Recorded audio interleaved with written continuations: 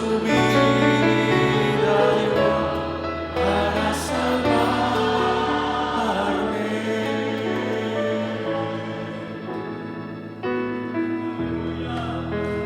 Gracias, Señor. Gracias. Gracias, Señor. Gracias por perdonarnos, Señor.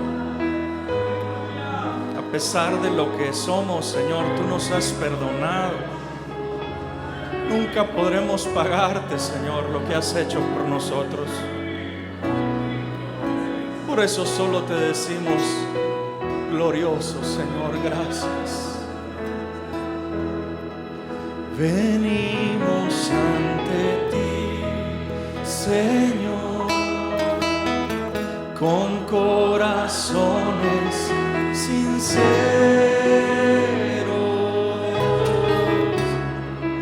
llenos de alabanza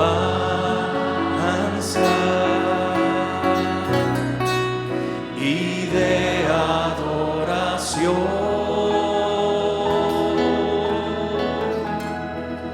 Venimos ante ti, Señor, con corazones sin apariencia, Señor, tal como somos, venimos a ti, llenos de alabanza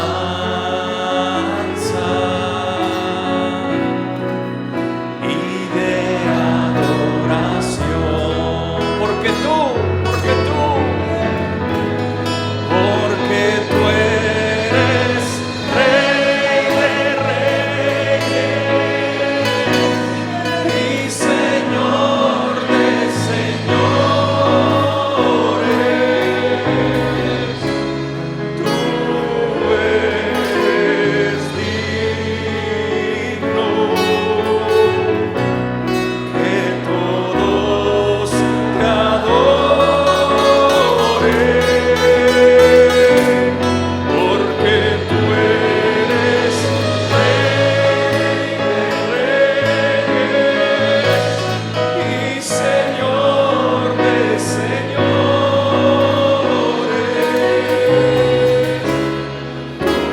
Tú eres digno que todos te adoren. Venimos ante ti.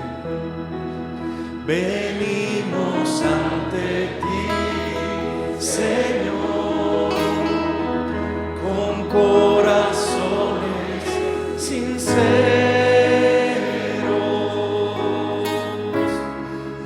llenos de alabanza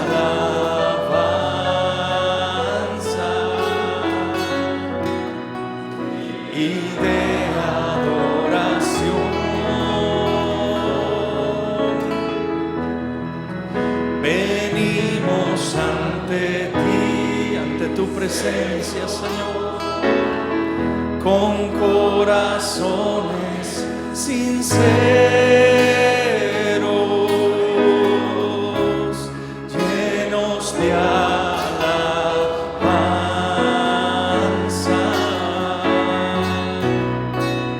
y de adoración. Levanta tus manos al cielo, hermano, y dile al Señor, porque tú eres Rey de Reyes y Señor de Señores. Tú eres digno que todos te adoren,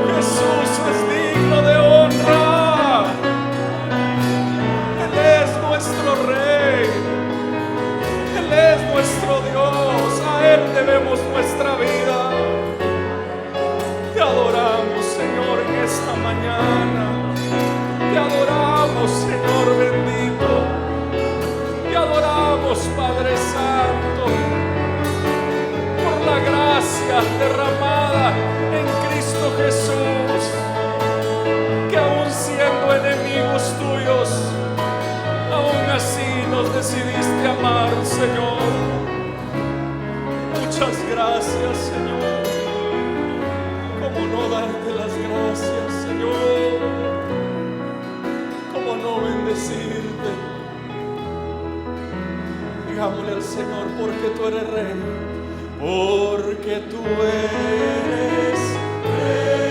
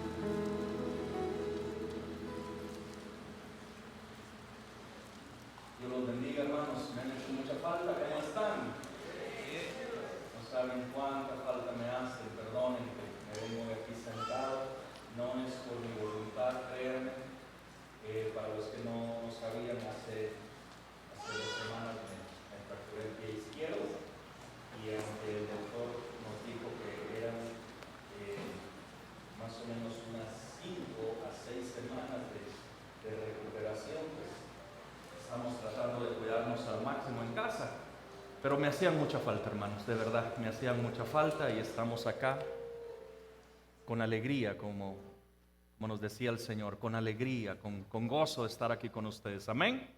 ¿Cuántos están contentos de estar acá? Antes de comenzar, quiero agradecerles a todos, hermanos. Muchas gracias por amar al Señor, por tener el amor por la casa del Señor. Yo siempre estaba preguntando quién ha faltado, cómo están los hermanitos, y es de mucha alegría para mí saber que ustedes no vienen a la iglesia por ver a un hombre, hermanos. Ustedes vienen a la iglesia por el Señor, porque este es un medio de gracia que Dios nos ha dado. Amén. Así que gracias a los hermanos fieles, gracias a los hermanitos que a pesar de nuestra ausencia estaban ahí saludándome, me mandaban caritas, por ahí hasta recibí unos chocolates, ¿qué eran? Unos bigotes, bueno, no bigotes reales, bigotes de galletas, hermanos, y pasamos bien. Gracias a mi hermano Luis, a mi hermano Jesús. ¿Dónde está el hermano Jesús? Ya está. Gracias por llevar la carga de la iglesia. Amén. Así que vamos a iniciar hoy con la ayuda del Señor, pero necesitamos que Dios nos ayude, hermanos. Tenemos un mensaje muy hermoso, y no porque lo comparta yo, sino es la palabra de Dios. Así que te voy a rogar que puedas cerrar tus ojos y le supliquemos a Dios de su gracia en esta mañana, ya que la necesitamos. Padre del cielo, estamos aquí, Señor, reconociendo que todo es por ti y para ti, Señor. Señor, me presento ante ti, Señor, como una vasija de barro frágil, imperfecta. Pero reconozco que en tus manos, Señor, tú puedes hacer cosas hermosas. Señor, yo te ruego que hoy pueda ser Cristo exaltado en medio nuestro. Yo te ruego, Espíritu de Dios, que hoy sea un día especial para alguna vida en este lugar. Señor, habla nuestro entendimiento hoy, Padre. Ayúdanos a nuestra razón. Padre, que tu Espíritu Santo pueda hablarnos en esta hora. Que solo Cristo sea exaltado, Señor. Gracias te damos, bendito Dios, en esta hora, y dame de tu gracia, te lo pido, Señor. Y dale a mis hermanos un corazón dispuesto para recibir tus palabras en el nombre de Jesús. Amén. Amén, hermanos.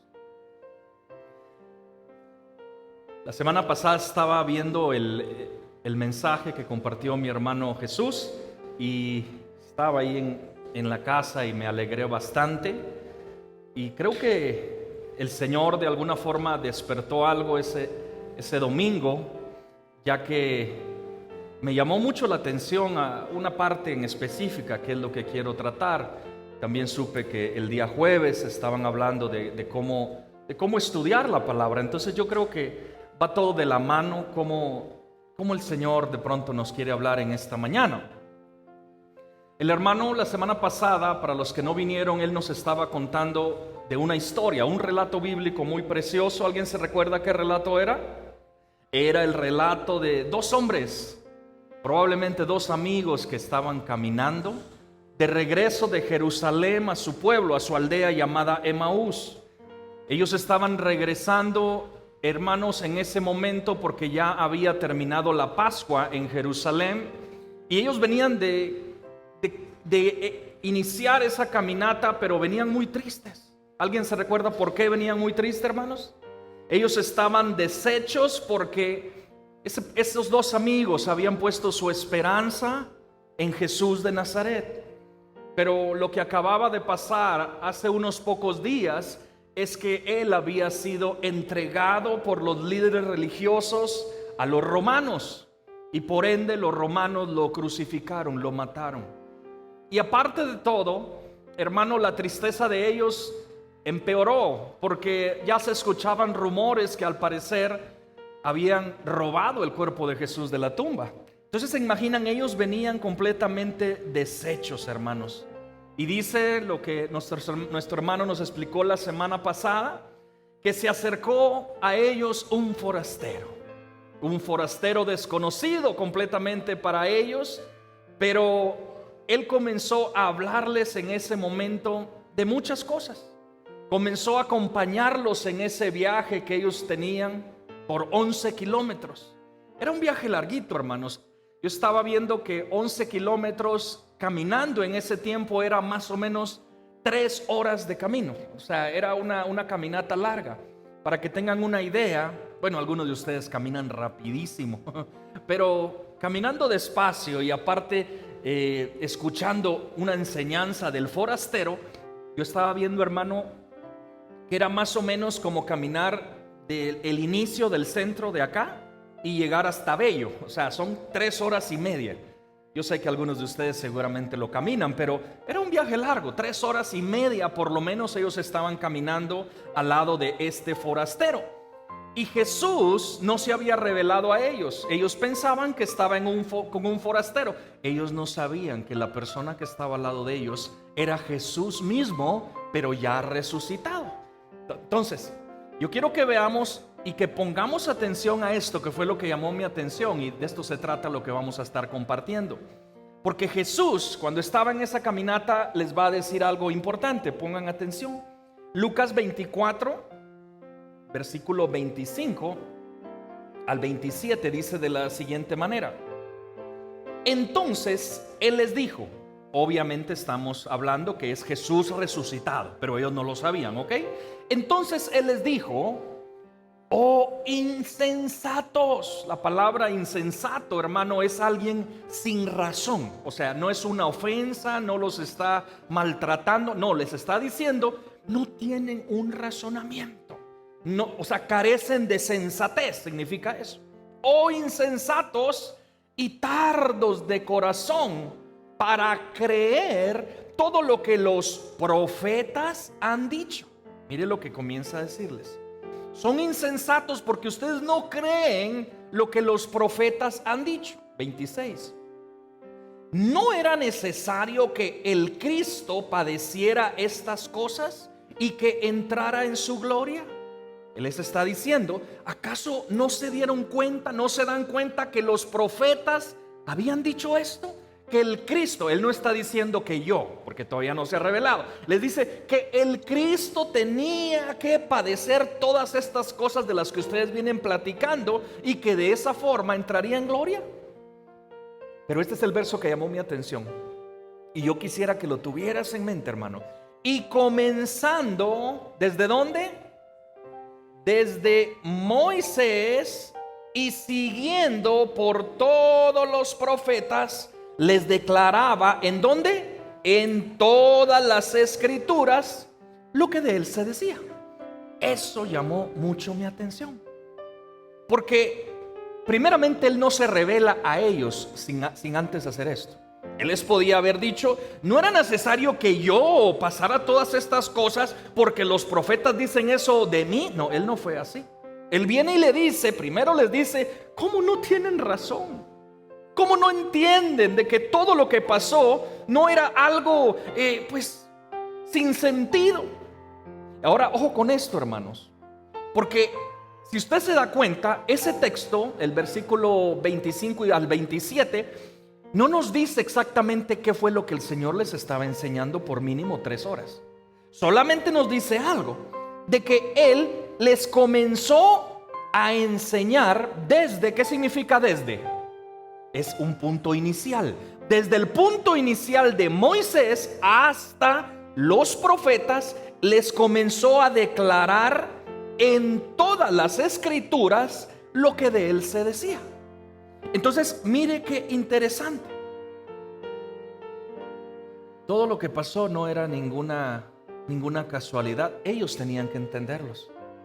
Y esto que acabamos de leer, sobre todo el verso 27, la referencia que Jesús mismo dice que lo que estaba pasando en él, lo que había sucedido, ya estaba, hermano, escrito por Moisés y los profetas. No fue algo que solamente allí dijo Jesús. Por lo menos en otras 3 ocasiones el Señor lo menciona. Miren, por ejemplo, Juan 5:39. Ustedes, aquí les está hablando a los líderes religiosos de la ley, le dice, ustedes examinan las escrituras porque piensan tener en ellas la vida eterna. Pero miren, signos de exclamación. Y son ellas las que dan testimonio de mí. Es lo mismo que nos acaba de decir atrás. O sea, las escrituras revelan a alguien. ¿A quién revelan las escrituras? A Cristo. Entonces les está diciendo, ustedes creen que por leer y por saber tanta escritura van a heredar vida eterna, pero no se dan cuenta. Las escrituras, y ojo que para ellos en ese momento las escrituras era únicamente el Antiguo Testamento, ¿ok? Bien importante, porque ahí todavía no estaba la carta a los Corintios, Efesios, Apocalipsis, nada de eso. Para ellos las escrituras en ese momento era el Antiguo Testamento, los 39 capítulos que tú tienes inicialmente en tu Biblia. A eso se refiere cuando dice, las escrituras dan testimonio de mí. Miren, en otra ocasión, el mismo Señor Jesús, más adelante en Juan 5:46 les dice, porque si creyeran a Moisés, me creerían a mí. Ok, aquí hay otra cosa. No nos confundamos cuando en la Biblia leemos frases como esta. Si creyeren a Moisés, hermanos, en sí no es, cuando aparece la frase Moisés, se refiere a los escritos de Moisés, ¿ok? No es a Moisés como la persona. No es que el mediador o el que tenemos que tener nuestra fe es en Moisés. No, aclaro eso.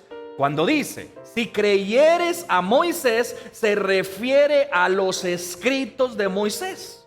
O sea, los 5 primeros escritos de la Biblia. ¿Cuántos trajeron su Biblia? ¿Me la pueden mostrar? Hagan así, a ver.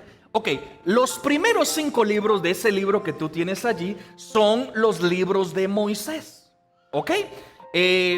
O sea, Génesis, a ver cuántos se lo saben. Génesis, Éxodo, Levítico, Número y Apocalipsis.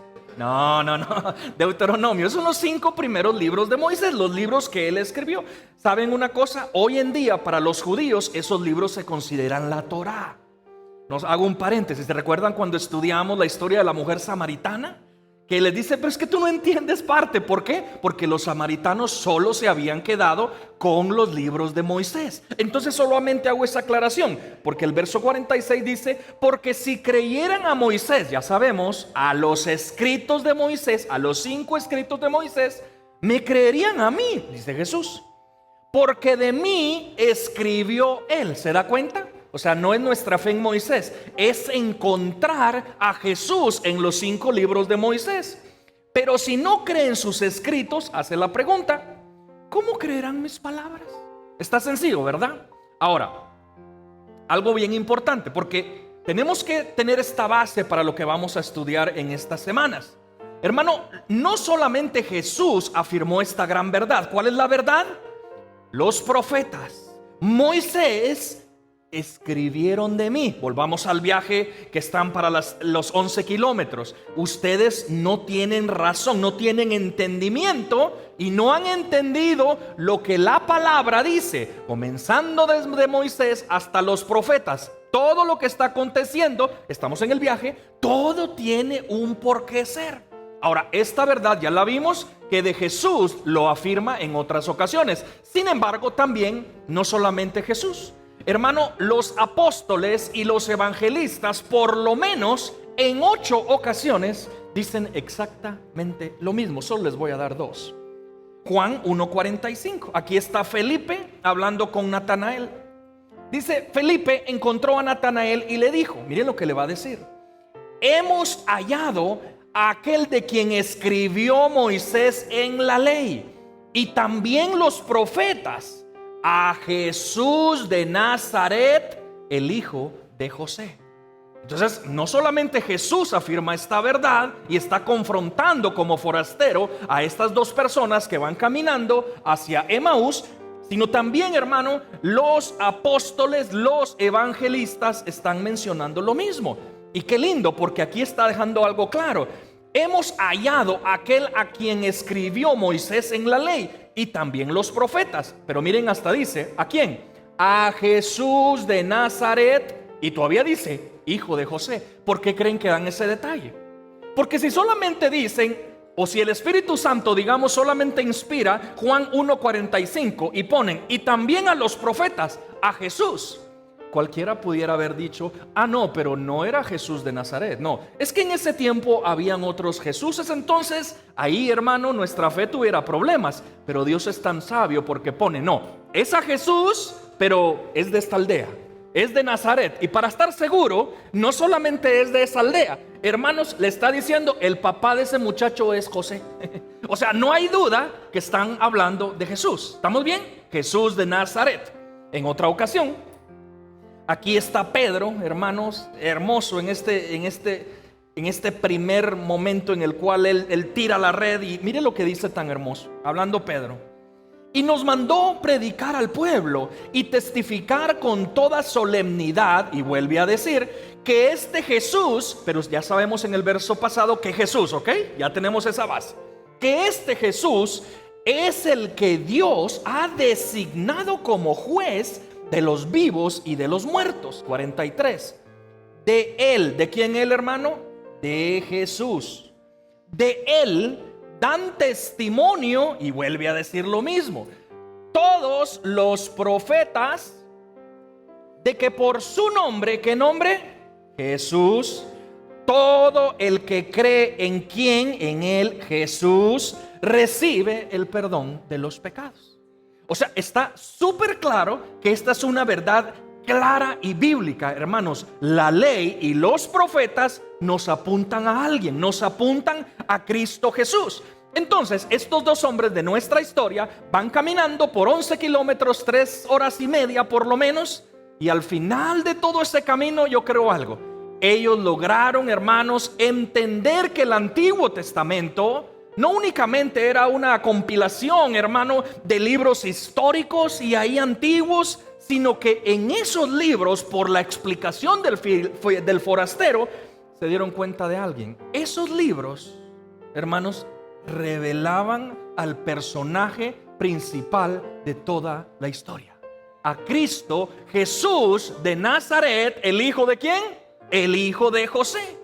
Al final yo estoy seguro, ellos dejaron de ser insensatos y pasaron ahora a tener razón. Y esto tiene que ver con, hermano, no es con un sentir, no, es un entendimiento. Ellos lograron tener un entendimiento de que las cosas que estaban pasando tenían que pasar porque ya estaban escritas. Ahora, la pregunta que te hago en esta mañana, iglesia: ¿tú tienes claro lo que el Antiguo Testamento enseña de Jesús y de su obra? ¿Cuántos llevan aproximadamente de 1 a 2 años que le entregaron su vida a Cristo Jesús y están caminando en pos de él? ¿Alguien puede levantar su mano? 1 o 2 años más o menos. Ok, hay algunos, muy bien. ¿Alguien tiene de 3 a 5 años? ¿Pueden levantar su mano? 3 a 5 añitos. Ok, la otra es la grande. De 5 a, no sé, 40 años. ¿Alguien está acá? Muy bien.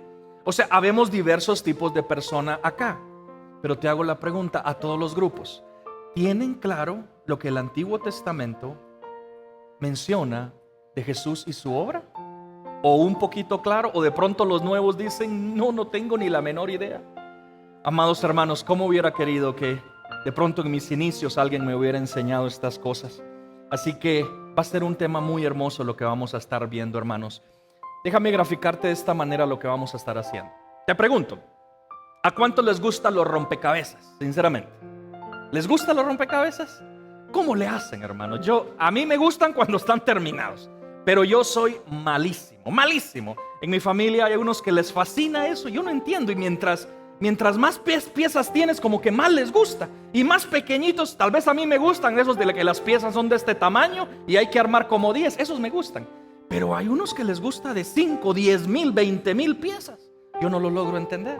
A veces me acerco a mi familia cuando ellos están armando, yo les digo, déjenme ayudarlos. Y yo como que veo como que no mucho les gusta mi ayuda. ¿Por qué? Porque yo voy metiendo lo que parece, hermano. Porque todas las piezas parecieran que fueran iguales. Ahora, pensemos una cosa. Digamos que a todos nos gustan los rompecabezas. Muy bien.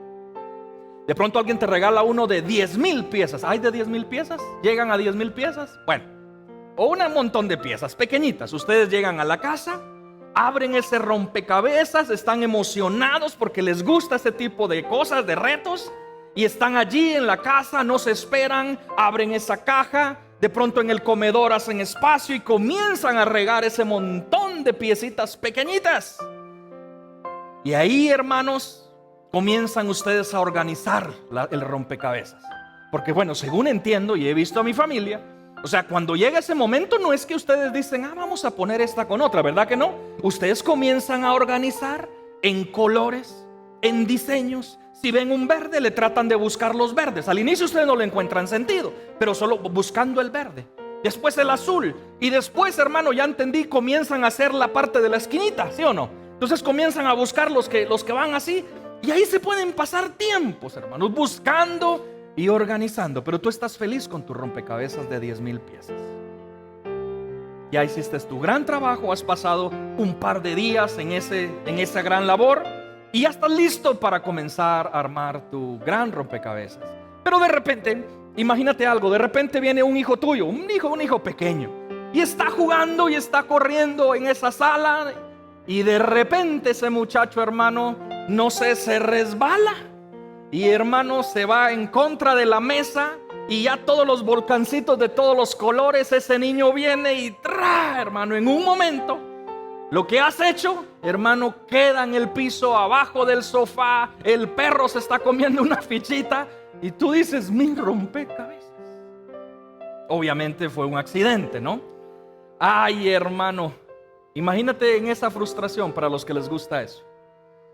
Porque ahora no tienes que empezar de cero, no, y ahora no está en cajita y ordenado. Ahora tienes que, hermano, empezar, hermano, a trabajar con 10,000 piezas completamente desordenadas, perdidas y comidas por el perro. Tienes que trabajar muchísimo más.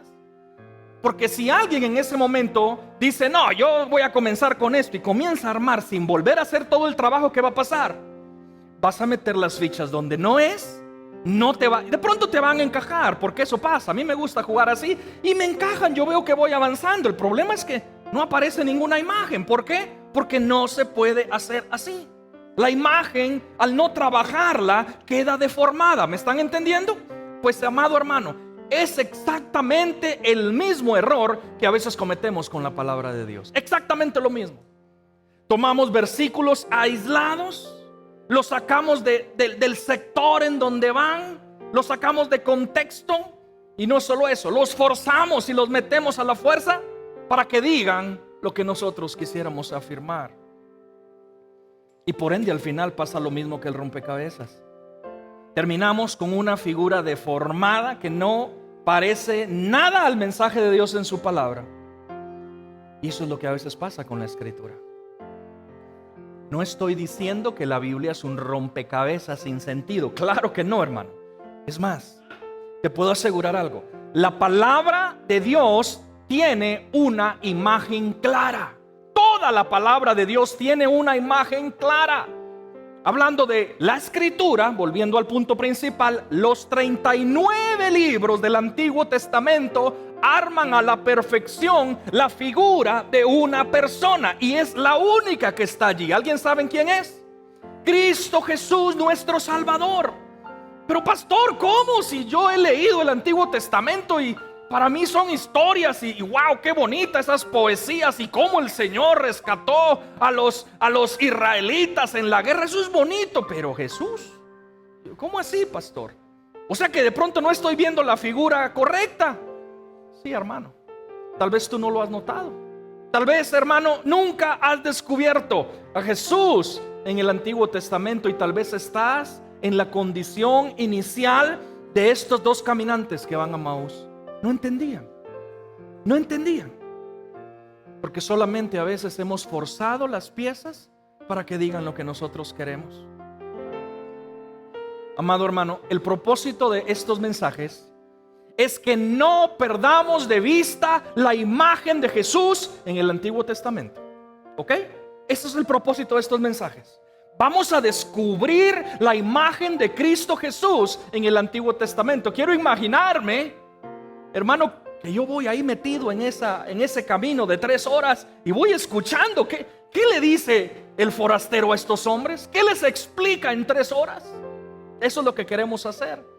También el propósito es que mis hermanos nuevos en la fe, que ustedes puedan entender el punto principal cuando ustedes leen su Biblia. Cuando ustedes leen el Antiguo Testamento, ustedes después de estas semanas van a tener claro el panorama.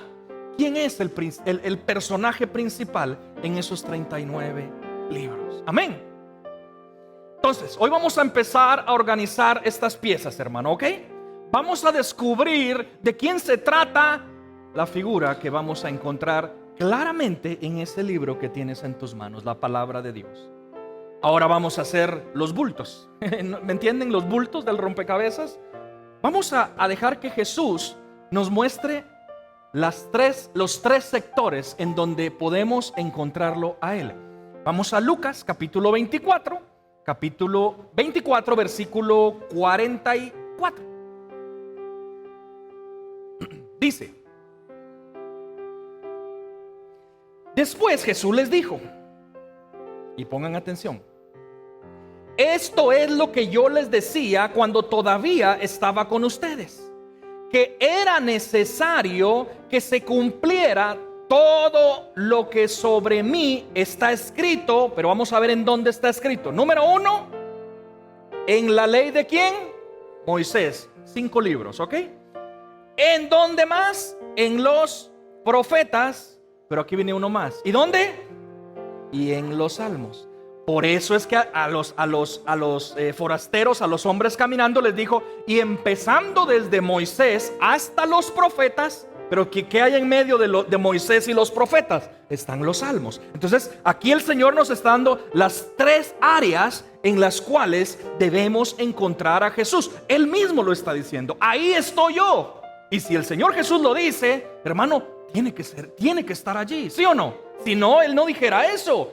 Si el Señor lo dice, es que tiene que estar allí. Por eso es que hoy vamos a empezar únicamente, y hoy creo que será como introducción, únicamente vamos a buscar a Jesús. ¿Saben en dónde? En Moisés, ¿ok? Porque vamos por orden. Yo no creo que Jesús comenzó a explicarles de los profetas, después se pasó a los salmos. Por cierto, Moisés también. No, yo creo que Dios es ordenado, ¿sí o no? Así que vamos a empezar hoy a buscar a Jesús. ¿En dónde? En Moisés. Muy bien. Un par de cositas.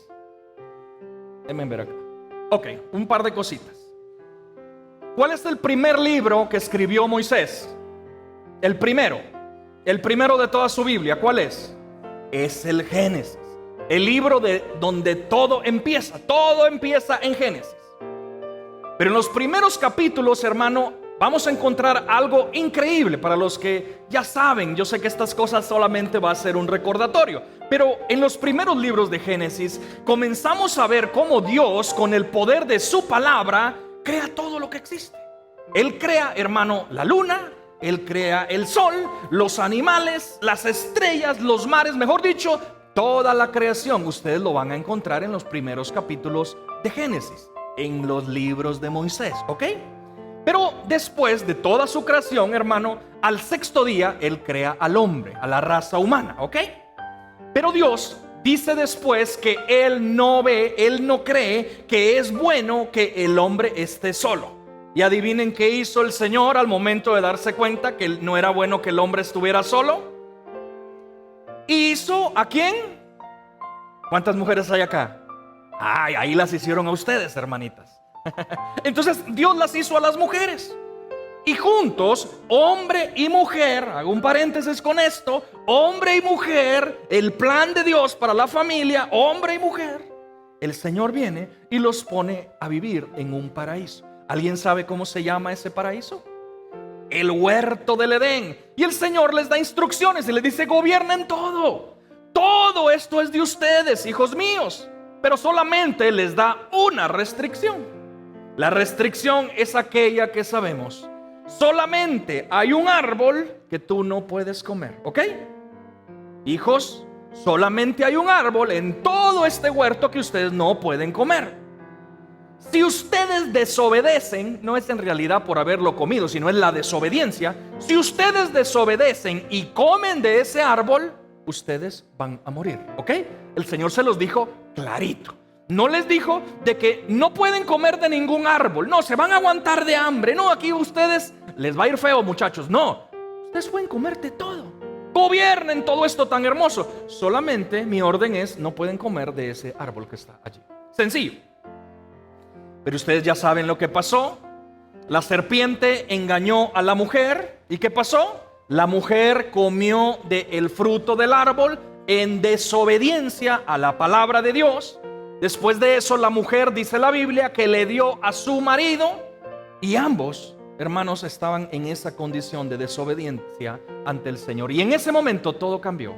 Todo completamente cambió. El paraíso se dañó. El paraíso, hermano, quedó fracturado, como mi pie, fracturado. La relación, hermano, entre Dios y el hombre también se dañó. Adán y Eva, hermano, que caminaban con Dios libremente en el huerto, ahora se están escondiendo entre los árboles. ¿Y saben qué hacen?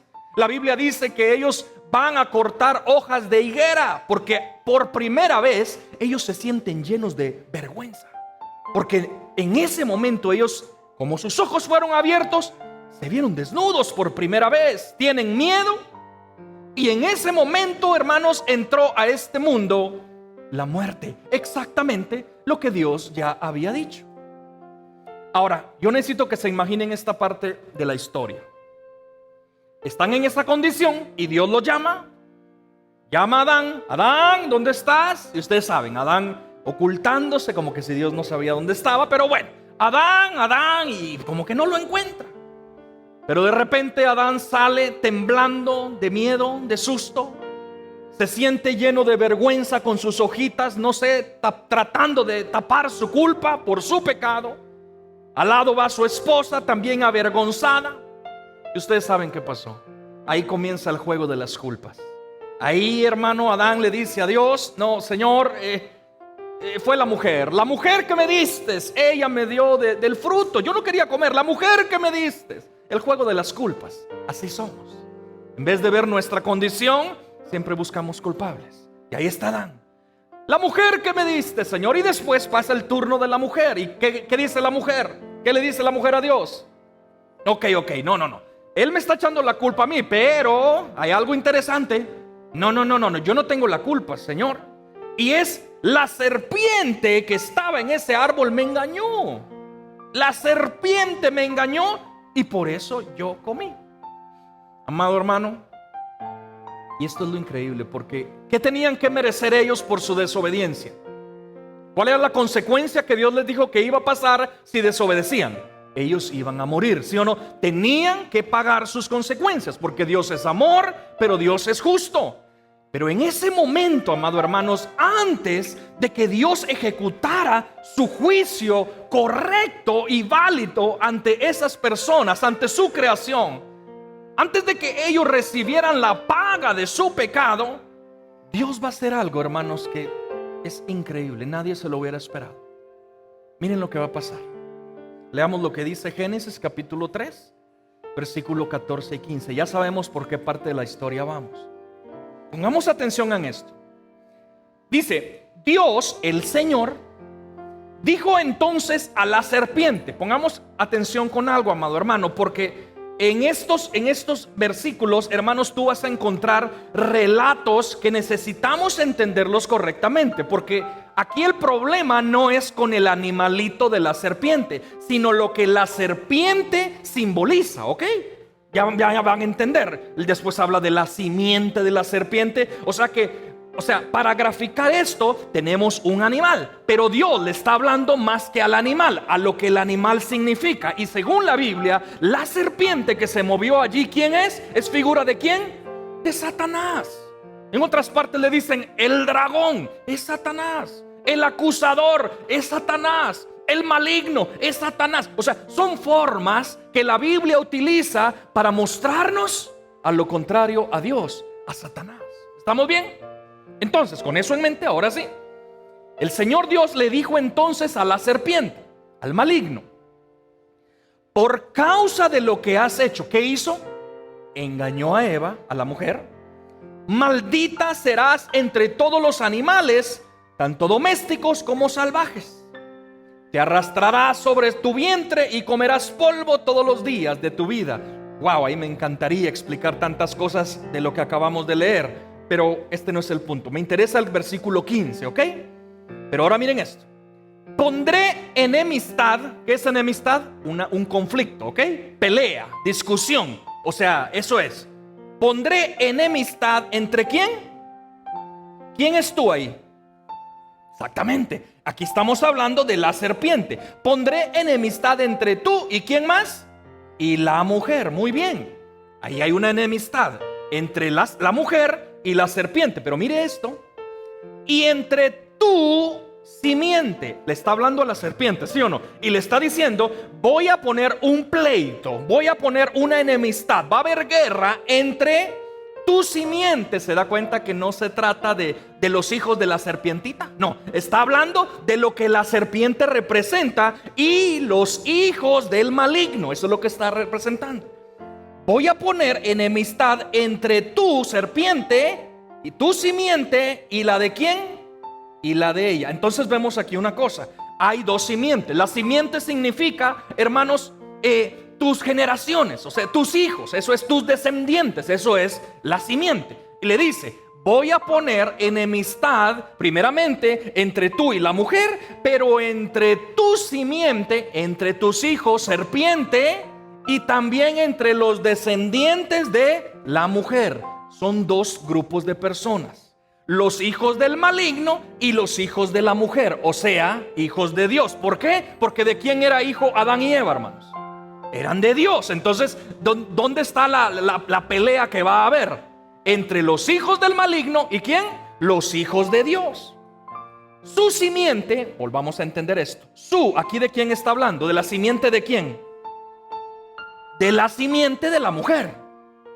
De la simiente, o sea, de algún descendiente de la mujer. Mire lo que va a pasar: te aplastará la cabeza. Mira esto. Va a venir alguien, le está diciendo el Señor, que viene de ella, viene de los hijos de Eva, viene de los hijos de Dios. Algún descendiente, no dice cuándo, no dice cómo se va a llamar, solo dice algún descendiente de ella va a tener enemistad con los descendientes tuyos, oh serpiente. ¿Estamos bien? Pero mire lo tremendo, porque dice: la simiente de ella le va a aplastar a usted, serpiente, y a su descendiente la cabeza. O sea, lo va a destruir, ¿ok? La simiente de ella, de la mujer, te va a destruir. Pero tú, ¿a quién le está hablando? A la serpiente. Le morderás el talón, dice esta versión. Otras versiones dice el calcañal. Te pregunto, ¿quién será ese descendiente de la mujer que va a aplastar la cabeza del maligno, hermano? ¿Será Abel? ¿Habrá sido Caín, Noé, Abraham, Isaac, Jacob, Daniel? ¿Quién habrá sido eso? ¿Quién? Amado hermano, esto que acabamos de ver, y si no lo sabías, anótalo, para toda tu vida te va a servir. El versículo 15, hermano, es el primer versículo en toda la historia donde aparece el Evangelio. Todavía no lo has entendido, pero ahora lo vamos a entender. El primer versículo en toda la Biblia donde está claro el Evangelio, lo acabamos de leer. Y es increíble porque ahí todavía no existe Israel, no existe el templo, no existe la ley, no existen los profetas, no existe nada. Apenas estamos en la página número 3 de la Biblia. Y el Señor, hermano, ya da una promesa, el Evangelio. Ya da una promesa. Retomamos. Dios le dice a la serpiente, le dice a Satanás. Trataré de ser muy repetitivo. Yo quiero que todos entiendan esto de hoy, hermano. No quisiera que al final, yo no entendí lo de la simiente. ¿Quién era la simiente? Entonces Satanás, ¿qué pasó con el animalito? ¿Lo mataron? No, yo quisiera que tú quedes súper claro, ¿ok? Estoy esforzándome. Dios le dice a la serpiente, a Satanás, que va a venir alguien en algún momento que nacerá de una mujer y que habrá una batalla, una enemistad. Pondré, ni siquiera es entre ellos, no, yo, dice Dios, voy a poner una enemistad entre tú y el maligno. Y le dice que en esa batalla, cuando llegue el tiempo, cuando esos descendientes, cuando los hijos del maligno se unan con ese hijo de Dios, entre ellos, dice allí, hermano, que esa serpiente, Satanás, dice allí que le va a herir el talón o el calcañal. Oh, amado hermano, esto es fuerte. En el antiguo mundo, y creo que hasta hoy en día, hermano, una serpiente venenosa que muerda a alguien en el talón, hermano, es una de las cosas más peligrosas y dolorosas que hay. Es diferente si una serpiente lo muerde a uno una pierna o un brazo, no sé. Si una serpiente lo muerde a alguien en el talón, ay, hermano, el dolor es muy grande. Y dice la promesa y la profecía que el descendiente de la serpiente va a morder, va a hacerle mucho dolor. ¿A quién? Al descendiente de la mujer. Eso es lo que va a hacer la simiente de Satanás. En otras palabras, la simiente de la mujer. Pero también el hijo de la mujer, parte de la promesa, dice que va a aplastar la cabeza de Satanás. Eso tenemos hasta el momento. Ok. ¿De quién estará hablando Génesis capítulo 3, versículo 15? ¿De qué será esa fichita del rompecabezas? ¿Cuál será la imagen de esa persona que estamos empezando como a darnos una idea de qué se trata? ¿Quién será esa persona que cumpliría la promesa dada por Dios? Para esto, hermanos, yo no quiero que ustedes me crean. Yo necesito que la Biblia, la palabra de Dios, nos diga la respuesta, ¿sí o no? Vamos a Hebreos capítulo 2, versículo 9. Hebreos capítulo 2, verso 9. Dice así: pero vemos a aquel que fue hecho un poco menor que los ángeles. ¿A quién? A Jesús. Está hablando de Jesús. Coronado de gloria y de honra a causa, o sea, por motivo de del padecimiento de la muerte, para que por la gracia de Dios gustase la muerte por todos. Entonces mire lo que este verso está diciendo. Jesús está coronado en gloria y en honra, pero está allí porque estuvo padeciendo, ya vamos a ver más claro, los dolores de la muerte, para que por la gracia de Dios gustase, no es que le gustase sufrir, no, sino es experimentar el dolor de la muerte. Estamos teniendo claridad entonces quién es el que el hijo de la serpiente mordió y lo hirió fuertemente. ¿Quién es, hermano? Cristo Jesús. Versículo 14 y 15 del mismo libro. Así que por cuanto los hijos participaron de carne y sangre, lo que está diciendo aquí, así como sus hijos son humanos, quiere decir eso, él, hablando de Jesús, también participó de lo mismo, también fue un humano. Miren qué tremendo. ¿Para qué se hizo humano Cristo Jesús? Para destruir por medio de la muerte, o sea, por medio de su muerte, al que tenía el imperio de la muerte. ¿Esto es a quién?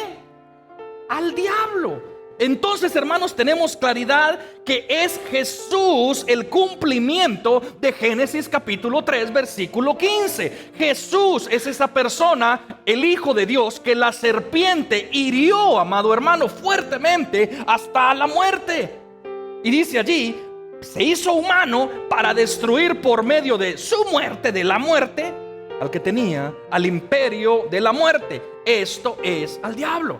Hermanos, en Jesús se cumple la promesa que decía allá en Génesis 3:15. En Jesús se cumple la promesa que Satanás heriría al descendiente de la mujer con gran dolor. ¿Estamos bien hasta el momento? Jesús está cumpliendo eso. Un descendiente de los hijos de Dios, hay enemistad con un descendiente, con el diablo, con Satanás, porque hay una enemistad puesta por Dios. Son gente, son diferentes. Y entonces, hermano, Jesús se hace hombre, se hace humano. ¿Para qué? Para en él sufrir los dolores de la muerte. Ya veremos por qué hace eso, ya lo vamos a ver.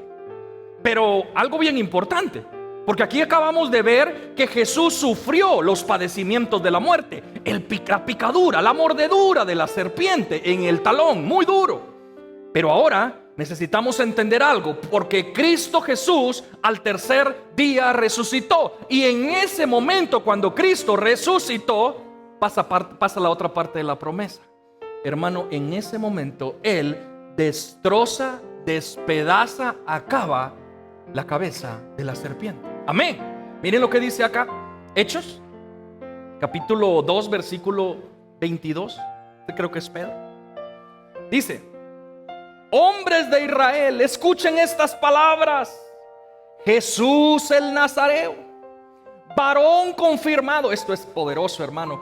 Varón confirmado por Dios entre ustedes con milagros, prodigios y señales que Dios hizo en medio de ustedes a través de él, tal como ustedes mismos lo saben. Está hablando de Jesús, ¿ok?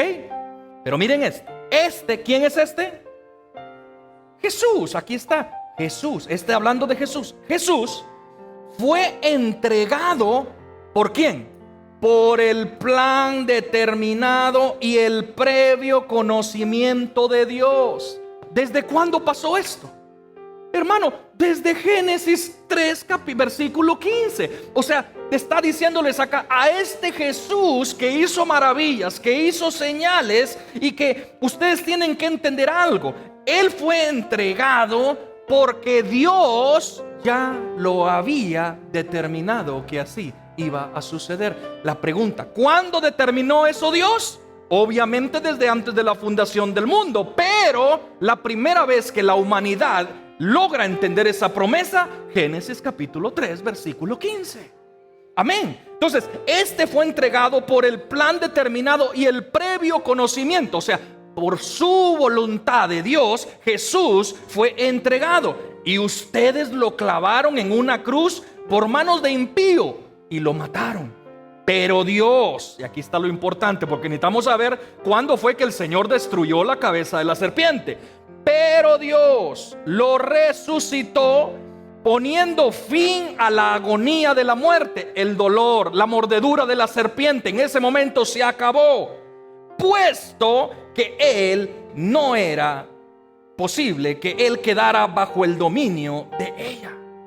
Amado hermano, lo que está diciendo estos versos es que Jesús, hermano, es la promesa cumplida de lo que el Señor había dicho en Génesis 3:15, que iba a sufrir, sí, la mordedura de la serpiente, pero que la muerte no podía contenerlo. Que la muerte no podía contenerlo. ¿Alguien se recuerda cuál era la consecuencia por la desobediencia de Adán y Eva?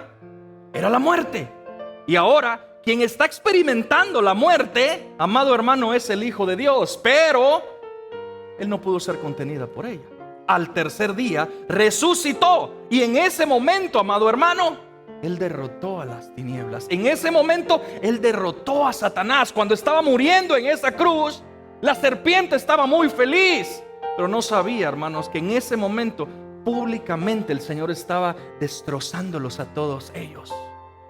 El Hijo de Dios, hermano, es el cumplimiento de aquello que nos dice Génesis capítulo 3, verso 15. Hermanos, apenas estamos en el inicio. Apenas estamos en la tercera, segunda página de la Biblia y ya nos estamos dando cuenta. La fichita del rompecabezas las estamos uniendo y nos está dando una imagen clara. ¿De quién? De Cristo Jesús. Amén. ¿Están entendiendo hasta el momento? Ok, pero hay algo importante antes de continuar.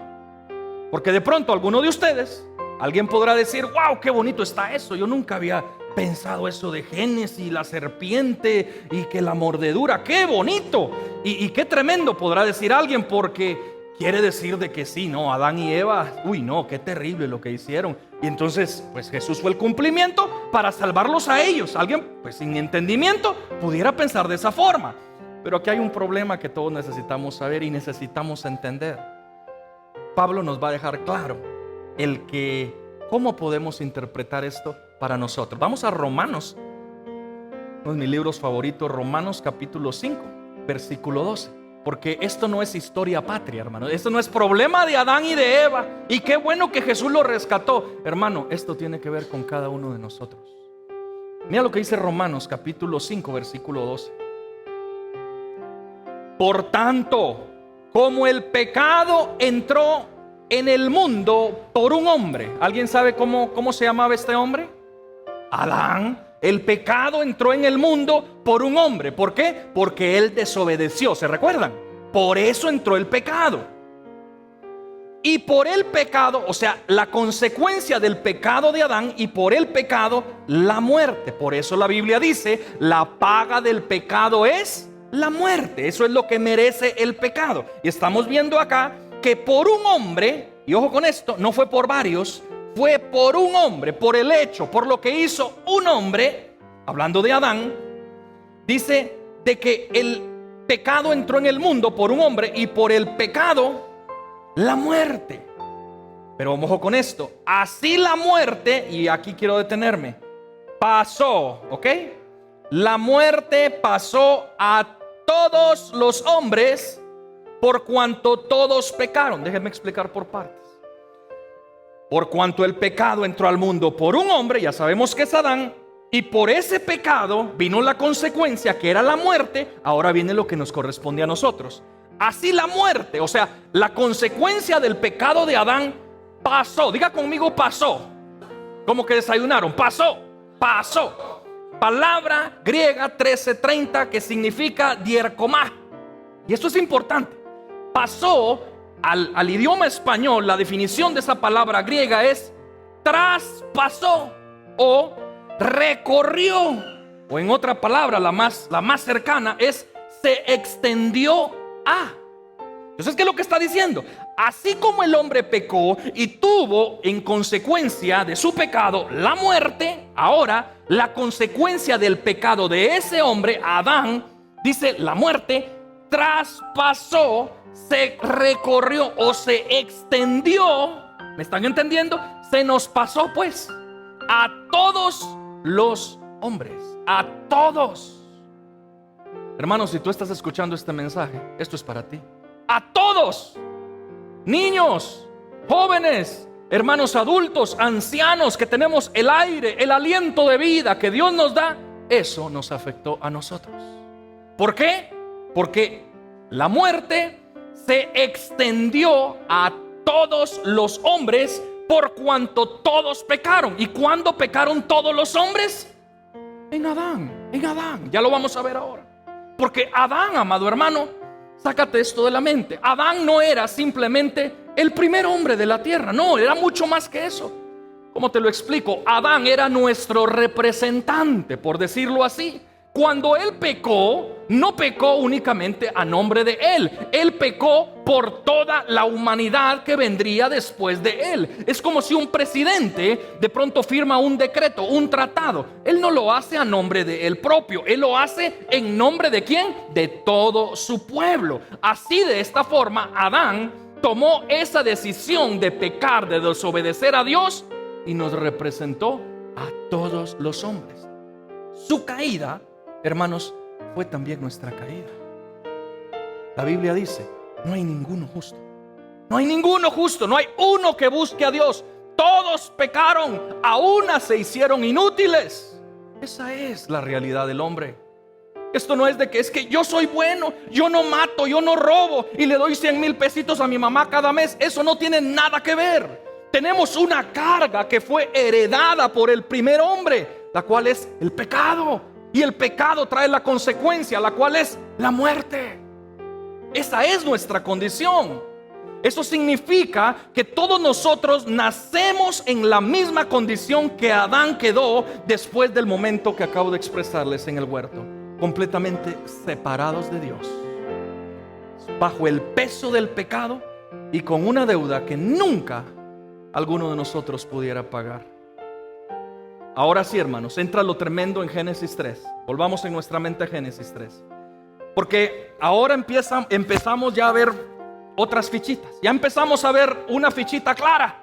Ya sabemos quién es ese descendiente, la simiente de la mujer. Ya entendimos en qué momento la serpiente lo picó, lo lastimó. Y ya nos dimos cuenta cuando este hombre, el descendiente de la mujer, destrozó a la serpiente y la pisoteó. Amén. Ya tenemos claro eso. Las fichitas se nos están abriendo. En Génesis ya estamos viendo a Cristo. Pero aquí está algo más hermoso, hermano. Porque antes de que Adán fuera echado del huerto, antes de que cargara con las consecuencias de su pecado, Dios ya había dado una provisión, una solución. Es el evangelio. Ya la promesa estaba dada. Y lo acabamos de ver, vendría alguien nacido de mujer que aplastaría a la serpiente. Amén. Y desde ese momento, hermanos, todos los hombres y las mujeres del Antiguo Testamento, hermano, vivieron esperando el cumplimiento de esa promesa. Todos los hombres y mujeres piadosas, ojo con esto, todos los hombres y las mujeres piadosas del Antiguo Testamento, después que Adán salió del huerto, ellos se les quedó algo claro. Pero Dios dijo una promesa: alguien iba a destruir la maldad. Y ellos estaban pendientes. ¿Cuándo nacía esa persona? Todos estaban a la expectativa. Todos los hijos de Dios estaban a la expectativa que naciera ese descendiente. Abel, Noé, Abraham, Moisés, David. Todos, hermanos, pusieron su fe en esa promesa de un libertador que todavía no había llegado. No se les había dicho cuándo. No tenían el nombre de qué persona, no tenían la fecha, pero lo que ellos sí tenían era la palabra de Dios. Y saben, ellos creían con fe: algún día va a venir un libertador. Sí, el Señor Dios se lo dijo a Adán, se lo dijo a Eva: algún día alguien iba a destruir la maldad, algún día vendrá un libertador. Ellos vivieron de esa forma, los hombres y mujeres piadosas del Antiguo Testamento. Sin embargo, nosotros hoy estamos en una condición mucho, mucho más privilegiada que ellos, hermanos. Tenemos algo más hermoso que ellos, porque ellos estaban, hermano, mirando hacia adelante. Ellos miraban al futuro, estaban esperando que naciera el cumplimiento de esa promesa. Pero nosotros no.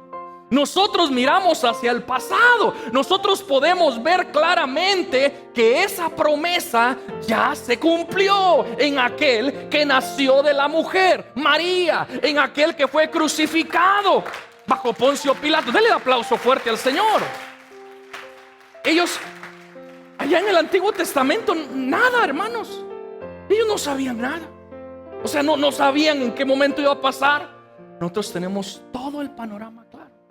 El que nació de María, el que fue crucificado bajo Poncio Pilato, el que resucitó al tercer día. Hermano, Cristo Jesús es la simiente de la mujer, pero ese mismo Cristo aplastó la cabeza de la serpiente. Él ya venció a Satanás.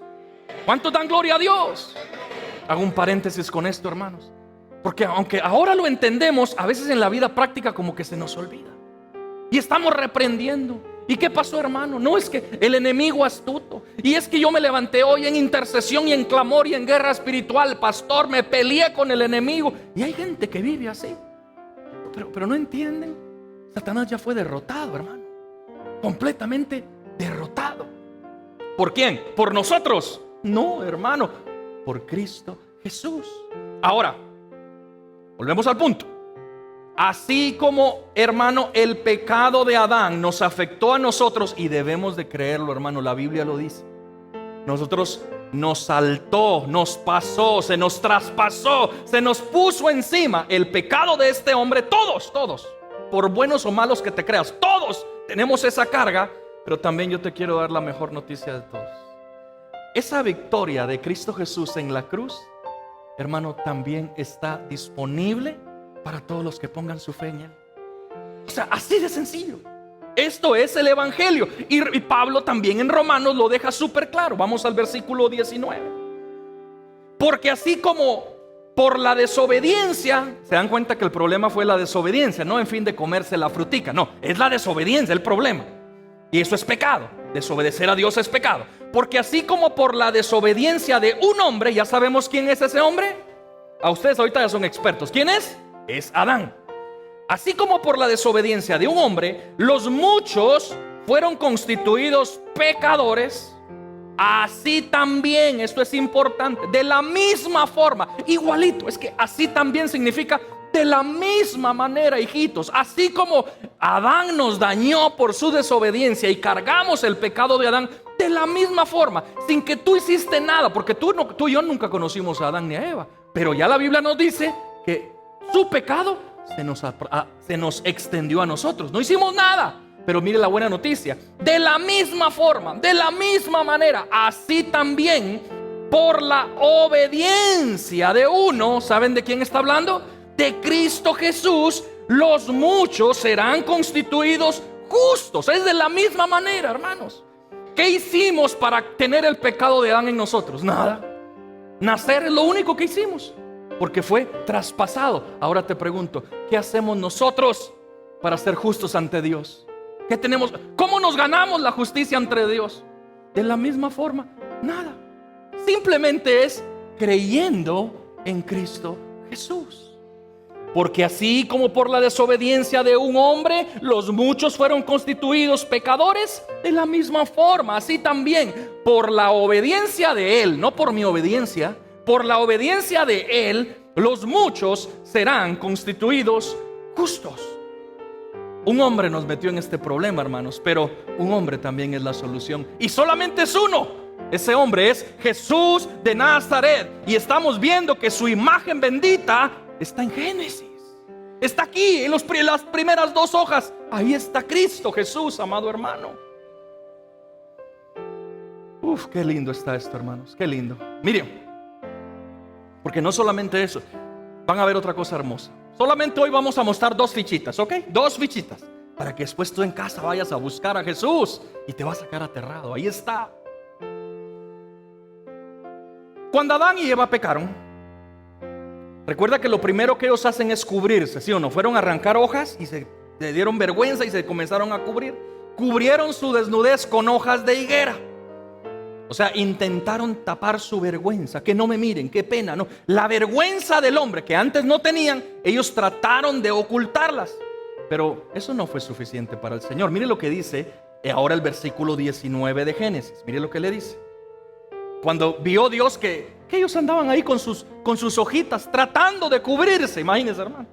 Viene Dios y dice: el Señor Dios hizo vestiduras de piel para Adán y su mujer y los vistió. Mira lo que dice allí.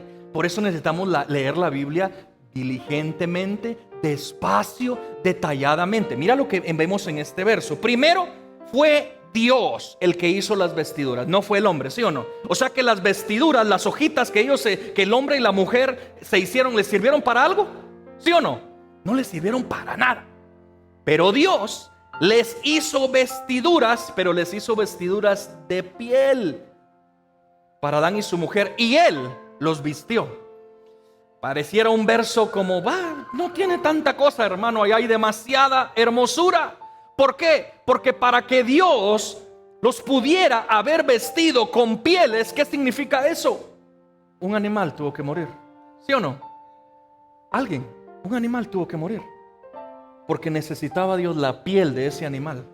Un animal justo, un animal que, yo no sé, tal vez estaba disfrutando, comiendo pasto en el huerto, y Dios dijo: lo siento, amo a mis hijos, y tú, ven para acá, animalito, te tengo que matar, y te voy a arrancar la piel, porque esta piel la necesitan mis hijitos. Eso lo hizo Dios. Amado hermano, alguien inocente tuvo que morir para cubrir la vergüenza del hombre. Oh sí, hermanos. Un animal inocente derramó su sangre para cubrir la vergüenza, no únicamente de Adán y Eva, no, de todos nosotros, de todos los culpables. Adán y Eva, hermanos, no se cubrieron solos, fue Dios quien los vistió. Sus hojas no fueron suficientes. Era necesario que un animal inocente muriera para cubrir su desnudez. Hermanos, esto no es un detalle mínimo, verdaderamente te lo digo. Esto es Dios ilustrando el principio de cómo funciona la redención. Esto es Dios mostrando el evangelio. Como la Biblia dice, hermanos, el justo tuvo que morir por los pecadores. ¿Cómo así? Pero eso me parece injusto. Si alguien hace algo malo, pues que pague sus consecuencias, ¿sí o no? Pero ¿cómo puede ser que un justo que no tiene nada que ver pague las consecuencias por la maldad de alguien? Así lo hizo Dios desde el inicio. Ese animal, no sabemos cuál fue, hermano, dio su vida. ¿Para qué? Para cubrir la vergüenza de Adán y Eva. Es lo mismo que Cristo Jesús hizo por nosotros. Lo mismo que el Señor hizo. Nuestra vergüenza, nuestra culpa, nuestro pecado no puede ser cubierto con cualquier cosa que nosotros querramos fabricar. Nuestras buenas obras, nuestra religión, nuestros esfuerzos, nuestros diplomas, 1000 cosas nunca nos van a cubrir delante de Dios. Esas cosas son como esas hojas de higuera, no nos van a alcanzar. No duran. Ante Dios no cubren absolutamente nada. Solo existe una cobertura que es válida para Dios. Es la sangre de un sacrificio inocente. ¿Y saben una cosa? Recuerdo ese momento cuando Juan el Bautista en el Nuevo Testamento está allí parado al borde del río Jordán, y cuando ve venir a Jesús, él dice unas palabras que encajan perfectamente con esto: he ahí el Cordero de Dios que quita el pecado del mundo. ¿Se están dando cuenta, hermano? Denle un aplauso al Señor, hermano, por favor. He ahí ese Cordero, que su sangre será derramada para perdón de los muchos pecadores. Jesús es ese Cordero perfecto, hermanos, el que derramó su sangre para cubrir no únicamente la vergüenza de Adán y Eva, sino para cubrir la vergüenza de cada uno de aquellos que pongan su fe en Él. Eso es lo que el Señor hace. Déjame darte un leve paréntesis. Recuerden a Adán y Eva, están ahí con miedo, con vergüenza y toda la cosa, tratándose de cubrir. Pero miren algo tan hermoso, hablando de la redención, de que Él toma nuestro lugar. Están con vergüenza, desnudos, están con temor. Y Cristo Jesús, hermano, nuestro Redentor, fue el mismo que en esa cruz llevó la misma vergüenza. Desnudo, crucificado, sin haber hecho Él nada. Él estaba tomando la vergüenza de la humanidad y se la estaba aplicando a Él. Hermano, la desnudez de nosotros, aquello que tú sabes, hermano, de que va en contra de Dios, Él la está tomando en sí sin importar nada. Y ahí está colgado, desnudo completamente en esa cruz. Ya lo hemos estudiado, desnudo. Él toma en sí la vergüenza de la humanidad, hermano. Miren esto, Hebreos 12:1, ya terminamos casi. Dice, fijemos la mirada en Jesús, el iniciador y perfeccionador de nuestra fe, quien por el gozo que le esperaba soportó la cruz, menospreciando ¿qué cosa? La vergüenza que ella significaba. Y ahora está a la derecha del trono de Dios. Cristo Jesús llevó nuestra vergüenza, hermanos. Ya no hay necesidad de estar con vergüenza ante Dios. Ya estamos cubiertos. ¿Quiénes? Aquellos que han aceptado que Dios nos cubra de pieles, que Dios nos cubra por un sacrificio inocente llamado Cristo Jesús. Pero, ¿saben? Por lindo y tan sencillo que este parezca, ¿sabe que tanta gente viven en vergüenza, viven en condenación, no se sienten como que son los malos y Dios los ve y los ve desnudos? Y los ve ahí mal y Dios les dice, pero por favor entiendan, hay una forma para que ustedes no mueran. Hay una forma para que ustedes estén en paz conmigo. Hay una forma que yo los cubra. Pero mucha gente dice, no quiero cubrirme. Yo quiero vivir mi vida como se me dé la gana. Y tal vez el Señor le está hablando a alguien en esta hora.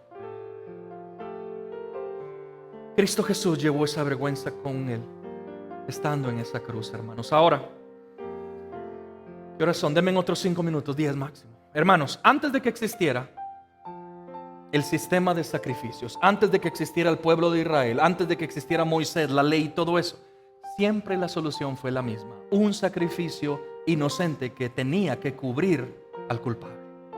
Ese sacrificio, hoy lo tenemos claro, tiene un nombre propio, se llama Cristo Jesús. Concluyo. Hermanos, todo lo que hemos visto hoy, la promesa de Génesis 3 capítulo 15, ya sabemos, el hijo de la mujer, el hijo de la serpiente, cómo fue que esa serpiente lo hirió y cómo fue que él destruyó a la serpiente. También aprendimos la primera sangre derramada por un animal, por alguien inocente, que cubrió la vergüenza y el pecado del hombre. Ya tenemos claro. Hasta el momento, hermano, estos solo son 2 fichitas del rompecabezas. O sea, solamente estamos viendo la figura en 2 fichitas. Y solamente estamos tocando al primer libro de Moisés, Génesis.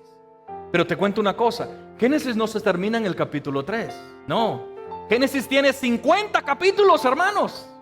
¿Y cómo me van a decir ustedes, uy, increíble, yo no me había dado cuenta, de plano que no aparecen más? Hermano, te digo una cosa, en casi todos los capítulos de Génesis, si prestamos atención, si le rogamos al Espíritu Santo que nos revele a Cristo, ahí está, amado hermano. Eso fue en parte lo que Cristo, lo que Jesús les explicaba a ellos, pero ellos no entendían, como tal vez algunos de nosotros no hemos entendido. Si prestamos atención, si el Espíritu Santo nos ilumina, lo vamos a encontrar. Déjame darte unos leves ejemplos para que después tú vayas a tu casa y digas, ¿qué? Ahí está Cristo y no me había dado cuenta. Más fichitas. Por ejemplo, en el capítulo 6, el mundo está bajo el diluvio. Viene un diluvio, pues, porque sus obras eran perversas, de continuo era la maldad. El diluvio se acerca. Pero Dios, imagínense, mira aquí, miren la fichita, solo se las voy a medio revelar y ustedes después estudien. Pero Dios dice algo: solamente va a haber una forma para escapar del diluvio. ¿Y sabes qué? Noé, tú serás el pregonero, el predicador de justicia. Predícales a todos, porque hay una forma que yo he determinado para que el mundo se salve. Es el arca. Y es más, dice la Biblia que Él mismo cerró la puerta. Los que estaban adentro del arca, ¿qué pasó? Vivieron. ¿Qué pasó con los que se quedaron afuera del arca? Murieron. Así de fácil. Aquí no hay tres grupos. Aquí están los que viven y aquí están los que mueren. Entonces, Pedro, en la segunda carta de Pedro, en el capítulo 3, si no me equivoco, deja claro que esa arca es la figura de la salvación que tenemos en Cristo Jesús. Porque únicamente hay una forma para que los hombres se salven. ¿El arca? Claro que sí, pero ¿a quién nos está reflejando esa arca? A Cristo Jesús. La única manera para que el hombre hoy en día pueda ser salvo es que venga a Cristo Jesús, y por Él será salvo. Si pueden ver, ¿a quién parece que está ahí en el arca de Noé? Ya no es tanto los animalitos, la jirafa. Uy, Señor, aquí está otra cosa. Aquí estoy encontrando otra ficha.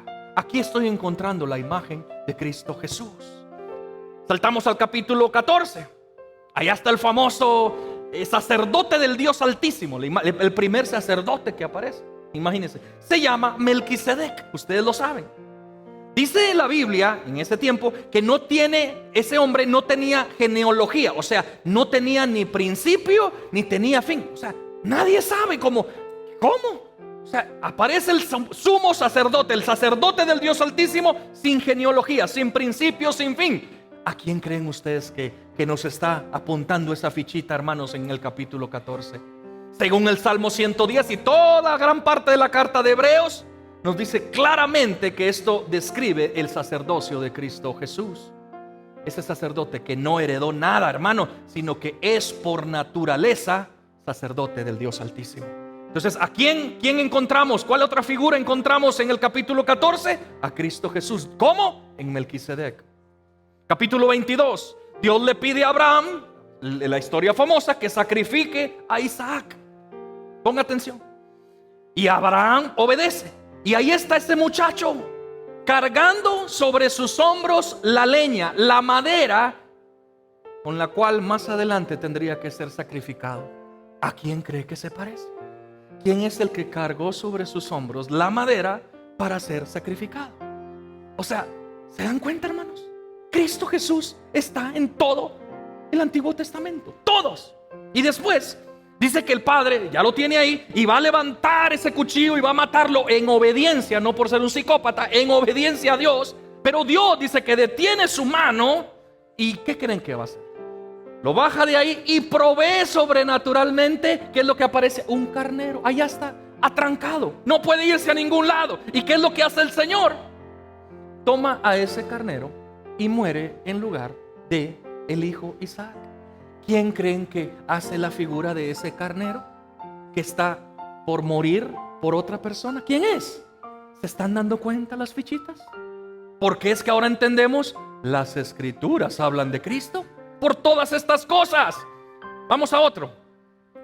28. Uy, en este, hermano, yo he escuchado unos mensajes que parecen películas de Hollywood. Así se los digo. Tengan mucho cuidado. Jacob sueña con una escalera que conecta el cielo y la tierra. ¿Ustedes han escuchado esa historia? Les digo, yo he escuchado unas cosas que yo digo, wow, estos son pastores o directores de cine. Increíbles, hermano, lo ponen a uno a temblar del susto. Pero hay un problema, Cristo no aparece por ningún lado. Amados hermanos, siglos después de este acontecimiento, cuando Jacob sueña con una escalera que ángeles vienen y cerca, ustedes saben lo que estoy hablando. Siglos después, Jesús le dice a Natanael en Juan 1:51, veréis el cielo abierto y los ángeles de Dios subiendo y descendiendo sobre el Hijo del Hombre. ¿Qué es lo que está haciendo Jesús?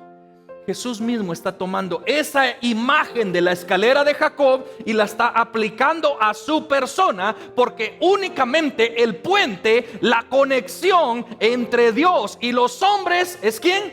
Cristo Jesús. Entonces, ¿de qué se trata la escalera de Jacob?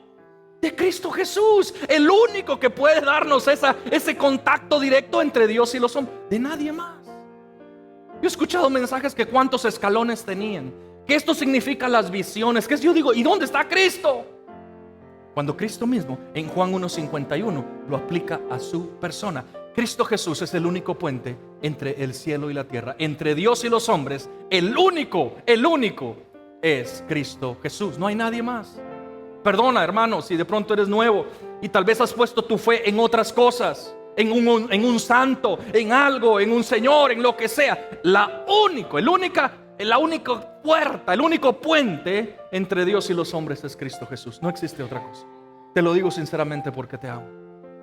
No son tus buenas obras, no es al santo, no es aquel que tienes allá, no es el Señor que hace cosas. La única respuesta para acercarnos a Dios es Cristo Jesús. Termino. Este es más famoso, capítulos 37 al 50. Solamente estoy hablando de Génesis, ya se dieron cuenta, ¿verdad? José, el hijo amado de su padre. ¿Se acuerdan? José, golpeado y vendido por sus hermanos. Está dado por muerto, pero al final es exaltado y ahora está a la derecha del gran rey. Y no solo eso, José salva desde ese lugar a los mismos que lo traicionaron. ¿Le suena familiar esa figura, hermanos? ¿Quién es el que hizo exactamente lo mismo? ¿Quién es? Entonces, ¿de quién nos está hablando Génesis? ¿Cuál es, hermano, la figura principal de toda la Biblia? Cristo Jesús. Siempre va a ser así. Hermanos, podríamos quedarnos semanas en esto, solamente en el libro de Génesis. Pero hoy únicamente vimos un par de fichitas y les dije unas para que ustedes se den cuenta lo que tienen en sus manos. ¿A quién tienen que buscar cuando leas tu Biblia? ¿A quién tienes que buscar con detalle? ¿Será este Cristo? Y eso lo que va a hacer es llenarnos de gozo, llenarnos de vida, porque vamos a comprender quién es nuestro Dios. Y desde el inicio de la creación, el Señor ya lo había predestinado para morir por los pecadores. Amén. Dele otro aplauso al Señor, hermanos. Ya vamos terminando. Lucas, solo recuerda esto. Ya termino. El verso que les pedí que no se les olvidara. Era necesario que se cumpliera todo lo que sobre mí está escrito. ¿En dónde? En Moisés, en los profetas y en los salmos. Hoy empezamos a ver lo que está escrito de Jesús en Moisés, solamente en su primer capítulo, en su primer libro. La próxima semana, con la ayuda de Dios, si Dios nos da la fuerza, queremos ver más fichitas. Yo quiero ver a Jesús, hermanos. Yo quiero ver a Jesús. Yo quiero que el Señor nos lo revele. Yo quiero verlo en Éxodo. Yo quiero verlo en Levítico, en Deuteronomio, en libros que decimos, ay no, qué terrible, montón de gente. ¿Y cómo va a estar ahí Jesús? Ahí tiene que estar, hermanos. Ahí tiene que estar. Yo quiero llegar a los profetas. Yo quiero llegar a Salmos. Porque de alguna forma estamos siendo invitados en esa caminata de 3 horas al lado de Jesús, que antes de revelarse a ellos les explica sus palabras. Hermano, el anhelo más profundo de mi corazón en esta mañana, ¿saben cuál es? Que Dios pueda hacer lo mismo que hizo con estos 2 hombres. ¿Saben qué? Entonces les fueron abiertos los ojos y le reconocieron. Hubo una razón, se les abrió el entendimiento y se decían uno al otro: ¿no ardía nuestro corazón en nosotros mientras nos hablaba en el camino y cuando nos abría las escrituras? Ese es el anhelo que yo tengo. Ojalá que el Espíritu Santo algo haya generado en tu corazón, el anhelo de conocer a Jesús, el Dios de las escrituras. Amén.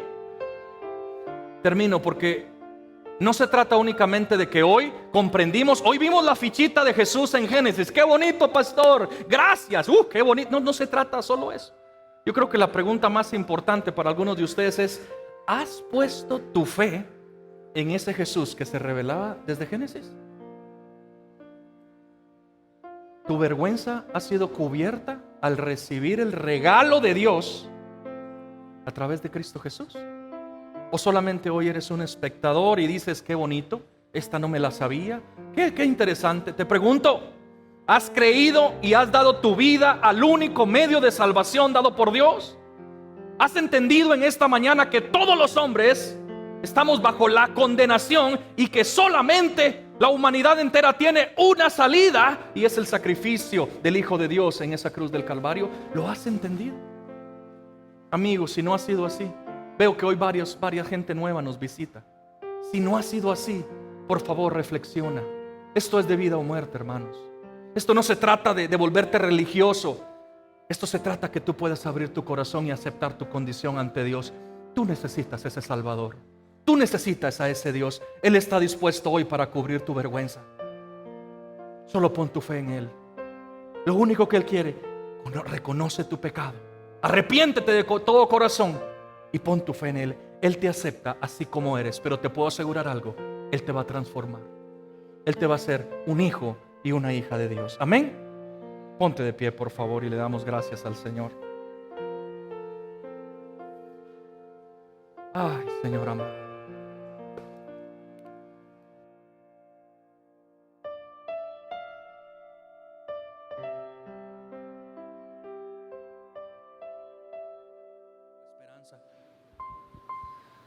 Amado hermano, el canto, si volvemos a cantar el mismo, el último, el canto decía: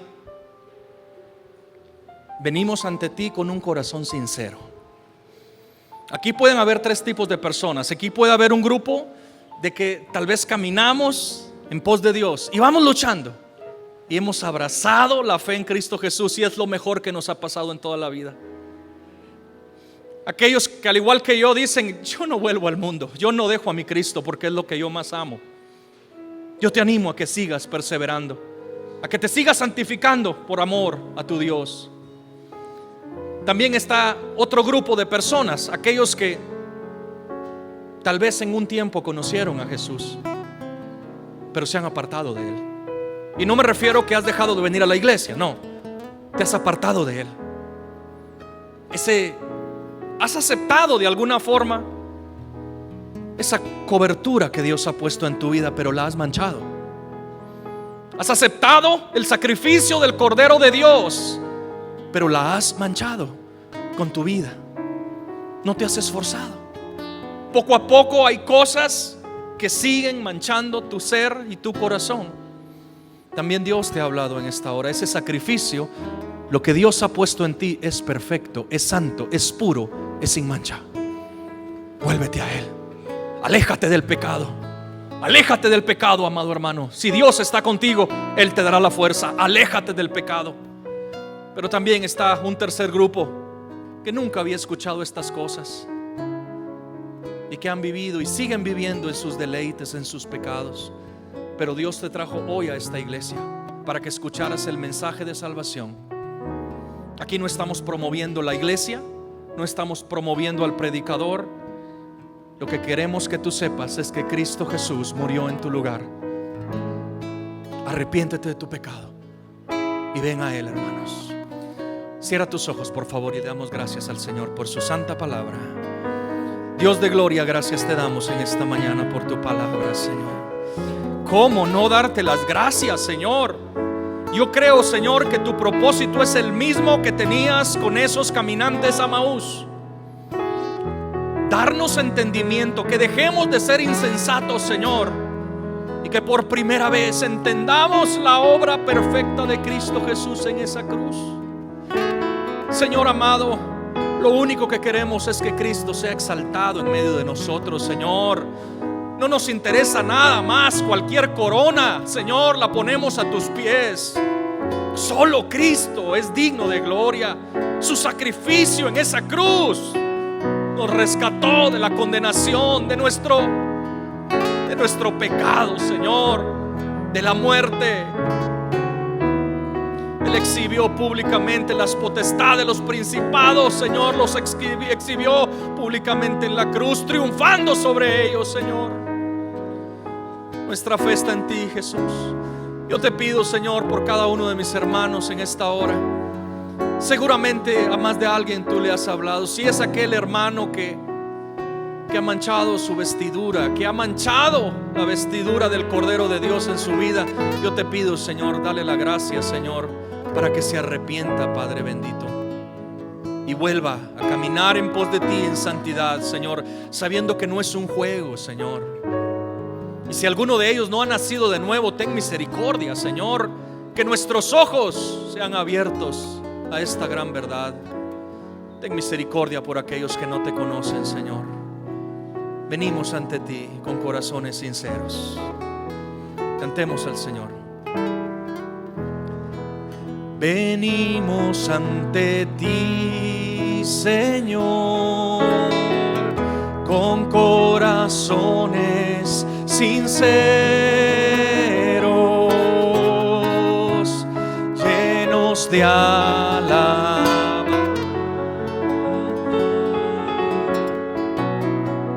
y de adoración. Venimos a Señor, con corazones sinceros, llenos de alabanza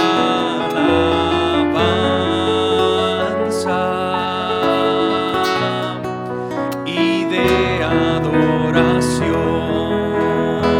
porque tú eres Dios, porque tú eres Rey de reyes y Señor de señores. Tú eres digno que todos te adoren, porque tú eres Rey de reyes y Señor de señores. Tú eres digno que todos te adoren. Ese es nuestro Rey humilde, que murió en una cruz por cada uno de aquellos que se arrepientan de sus pecados y vuelvan a Él.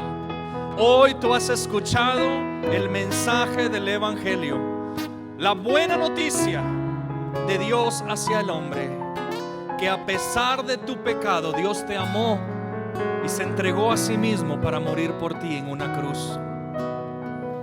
Acepta hoy el regalo de salvación en Cristo Jesús. Purifiquémonos más ante este Dios, amado hermano. Sigamos perseverando en Él, en humildad y en santidad. Yo te doy gracias por tu mensaje en esta mañana, Señor. Gracias, Padre, por revelarnos a Cristo. Te ruego que sigas haciéndolo, Señor, que solo tú seas exaltado, Señor. Te damos la gloria, te damos la honra por los siglos de los siglos, Señor, porque tú eres Rey de reyes. Cantemos fuerte al Señor, porque tú eres Rey de reyes y Señor de señores.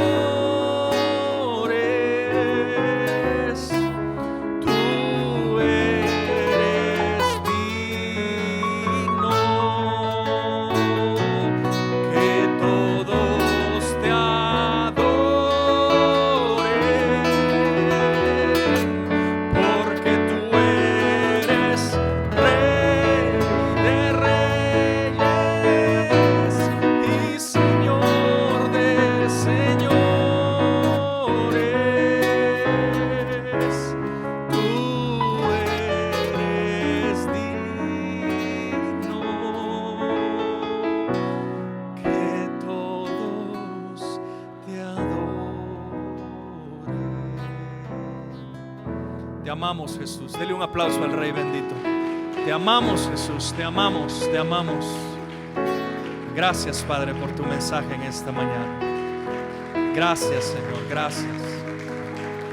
Puedes tomar tu lugar en esta mañana, hermanos. Gracias al Señor por su mensaje. Amén.